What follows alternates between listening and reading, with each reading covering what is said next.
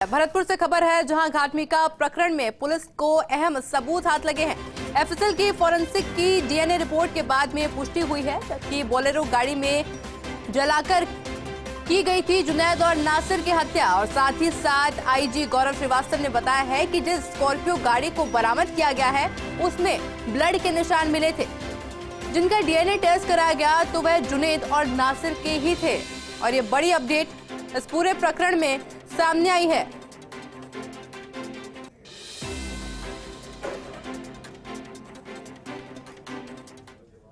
आपको यह भी बताना चाहूँगा कि राजस्थान पुलिस, भरतपुर पुलिस इस केस के निष्पक्ष और एक्सपीडिशियस इन्वेस्टिगेशन के आधार पर ही आगे बढ़ रही है।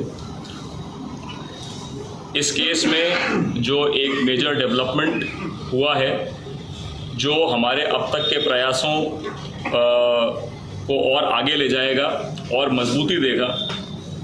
जब नासिर और जुनैद यहाँ से लापता हुए अपने वाहन के साथ और बाद में उनका वाहन जली हुई अवस्था में लोहारू में मिला, तो वाहन की मैचिंग तो चेसिस नंबर के आधार पर हो गई, परंतु क्योंकि दो व्यक्तियों के शव पूर्णतया जल चुके थे तो उनकी पहचान किया जाना संभव नहीं था।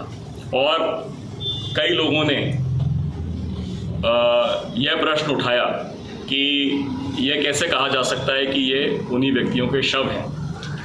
हमने इस चीज़ को हम भी मानते हैं और इसीलिए वहीं पर मौके से एफएसएल के द्वारा सैंपल्स कलेक्ट किए गए बोन्स के, जिससे उनका डीएनए परीक्षण कराया जा सके।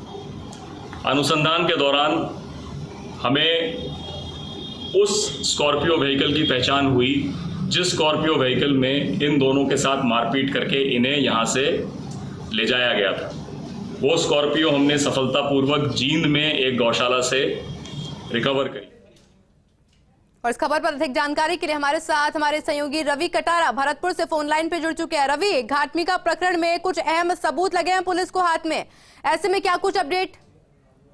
देखिए, बिल्कुल जो घटनाक्रम हुआ था उसमें जो डीएनए की रिपोर्ट थी वो आ चुकी है और जो इस बात की पुष्टि करती है कि जो सब जले मिले थे वो नासिर और जुनैद के थे, क्योंकि पुलिस उस हाल ये कह नहीं पा रही थी कि जो सब मिले हैं वो नासिर के या जुनैद के दोनों के हैं या नहीं, लेकिन अब इस चीज की पुष्टि हो चुकी है। और कल आईजी जो है भरतपुर रेंज गौरव श्रीवास्तव, उन्होंने पुष्टि की है इस बात की, क्योंकि उन्होंने जो सैंपल भेजे थे जयपुर, उसमें इस बात की पुष्टि की गई है कि वो दोनों जो सब थे वो नासिर और जुनैद के थे। ठीक है, सबसे बड़ी बात यह है कि अब उनका जो अनुसंधान है वो आगे बढ़ा है। उसमें जो बरामद की गई स्कॉर्पियो गाड़ी थी उसमें जो ब्लड के निशान थे, उसको पता चल गया कि नासिर के साथ पहले मारपीट की गई थी, जिसके बाद उनकी हत्या की गई थी। जी रवि, जो पुलिस की कार्यप्रणाली है, पुलिस जो कार्रवाई कर रही है अभी, वो उसमें क्या कुछ चल रहा है?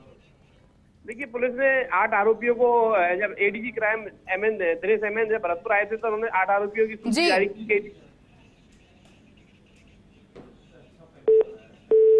जी रवि, आपका बहुत बहुत शुक्रिया हमारे साथ जुड़ने के लिए और तमाम जानकारी हमारे साथ साझा करने के